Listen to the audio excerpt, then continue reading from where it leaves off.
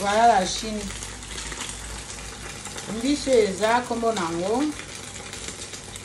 Eza bar. Mais ils ont se ressemblé na capitaine, mais ça capitaine té. Na sombi yango na ba chinois té, na sombi yango na ba marchand du poisson.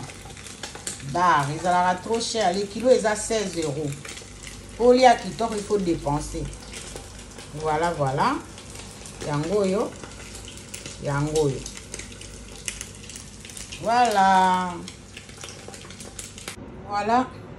Bis to kalingi yango yo. Ils ont bar. Ça coûte 16 € le kilo. Et ça na bassin d'été.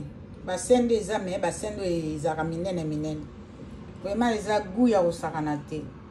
Donc voilà, na kalingi avant parce que papa alinga basolo la bambisité, basola ko kalinga te au fait ba futur ya ma futa ko kalinga supporta kangote. Voilà. Et ça na ba ekai mais faut que l'on l'a bien baïkaï hein, parce que ikaï soki kangami na mungongo et bomaka. Donc voilà, c'est ça.